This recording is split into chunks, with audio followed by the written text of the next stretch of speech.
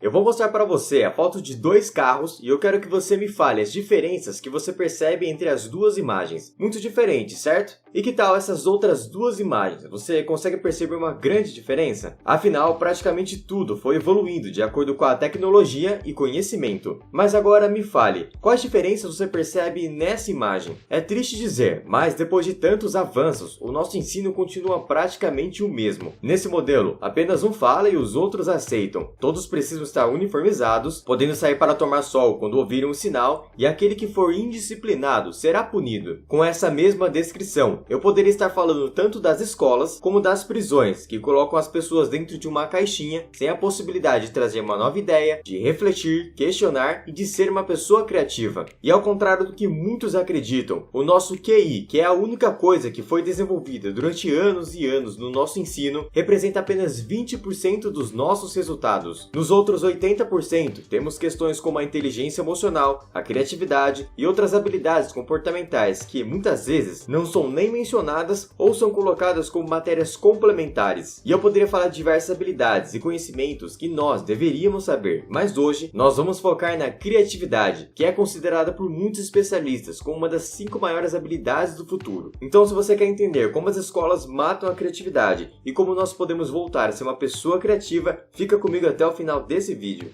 E se você gosta desse tipo de conteúdo, já deixa seu like, se inscreve aqui no canal e ativa o sininho, porque aqui tem 3 vídeos novos por semana. Meu nome é Gustavo, esse é o canal Faculdade da Vida e sem mais enrolação, bora aprender! Por que as escolas matam a criatividade? O nosso sistema de ensino foi criado com a finalidade de atender à demanda da industrialização. Por isso, tudo que aprendemos está apoiado na ideia de que disciplinas mais úteis para o trabalho industrial devem ser priorizadas. Assim, você era claramente afastado na escola de certas coisas que você gostava e fazia bem, com a premissa de que você nunca iria conseguir um emprego fazendo aquilo. Se você era criativo e mostrava um bom desenvolvimento com arte, música e até trazendo diferentes opiniões para o que era ensinado, com certeza você seria taxado como alguém perdido ou fracassado. E eu não estou sugerindo que as escolas troquem a matemática por artes, por exemplo, mas que elas dessem mais espaço para outras habilidades que são muito mais importantes do que um amontoado de informações decoradas. Afinal, se eu quiser saber sobre a exata vegetação de um local, eu acesso essa informação com apenas um clique. Mas se eu precisar ser emocionalmente inteligente, saber falar em público, trabalhar em equipe ou ser criativo para resolver um problema, infelizmente não é com um clique que iremos trazer essa solução. Uma outra razão da escola matar a criatividade é o fato de absolutamente tudo já ter uma resposta pronta. E o que você precisa fazer não é refletir e pensar em novas ideias, mas dizer exatamente qual era a resposta que o professor esperava de você. E apesar da individualidade de cada pessoa, todos nós fomos ensinados da mesma maneira, na mesma velocidade, com as mesmas palavras, e talvez aquele que era um gênio, mas que aprendia mais na prática, se sentia alguém burro e inferior. Apesar dessa triste realidade, nunca é tarde para voltar a ser alguém criativo, e graças à capacidade de adaptação do nosso cérebro, todos nós podemos desenvolver essa habilidade.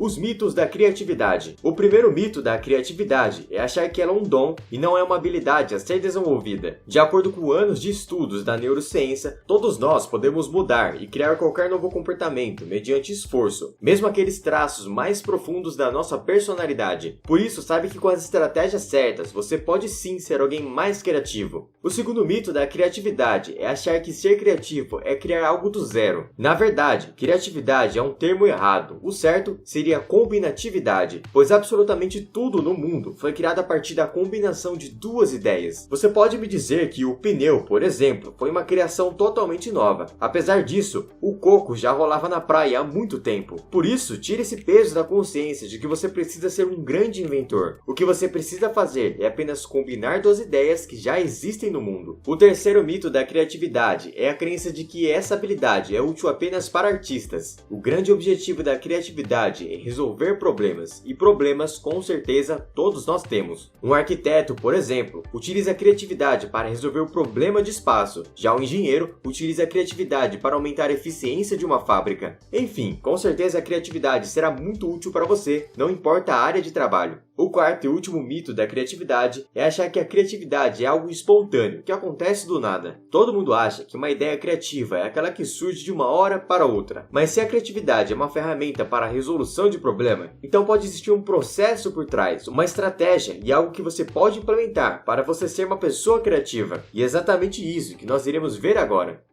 O processo criativo. Se a criatividade é uma ferramenta para a resolução de problemas, então o processo criativo começa com um problema. Por isso, a etapa 1 é o que chamamos de preparação, na qual você tem clareza de qual é o problema a ser resolvido, começa a acessar o seu repertório, aquilo que você já sabe sobre o assunto, e também pesquisa coisas que podem te auxiliar na resolução do problema. Acessando o seu conhecimento e buscando novos aprendizados, você é capaz de praticar um pouco da combinação desses conhecimentos. A segunda etapa é a incubação, que consiste na combinação inconsciente. Depois de ter acessado o seu repertório e ter pesquisado sobre o assunto, é interessante que você tire o foco do problema e vá fazer alguma outra coisa. Acontece que nesse exato momento, milhões de processos inconscientes estão acontecendo no seu cérebro, e muitas vezes esse processo inconsciente pode trazer a combinatividade. É por isso que, muitas vezes, nós pensamos em alguma solução quando estamos tomando banho, por exemplo. A terceira etapa é a iluminação, que é justamente a revelação da combinação pensada, entendendo que exatamente é essa ideia e de que forma ela pode ser aplicada. E a quarta e última etapa é a verificação, que consiste em você aplicar a sua combinatividade e verificar se ela traz o resultado que você desejava, ou seja, a resolução do problema. Perceba, portanto, que o processo criativo não é algo mágico que surge do nada. É preciso ter um bom repertório e uma boa pesquisa por trás, e utilizar estratégias para fazer essa combinação, para que aí sim o seu inconsciente te favoreça. E existem diversas estratégias para potencializar a sua primeira etapa, mas eu vou focar em uma que eu gosto muito, a estratégia utilizada por Walt Disney.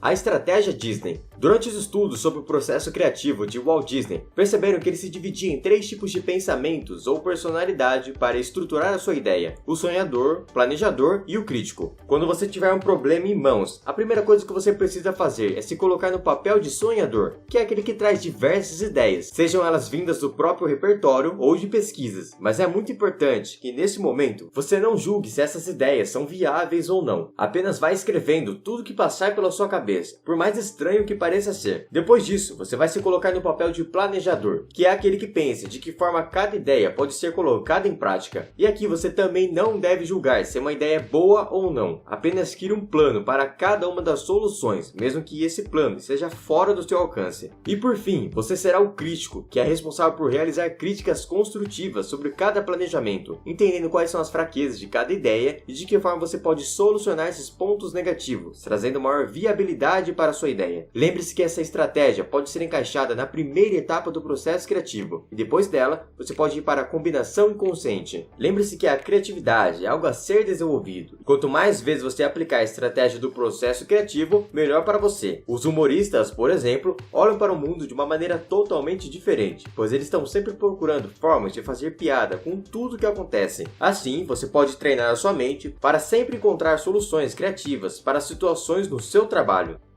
Eu espero que você tenha gostado do conteúdo desse vídeo, eu fiz com muito carinho realmente para te ajudar. Então já deixa seu like, se inscreve aqui no canal, porque é de graça e me ajuda demais. Muito obrigado pela sua atenção e até o próximo vídeo.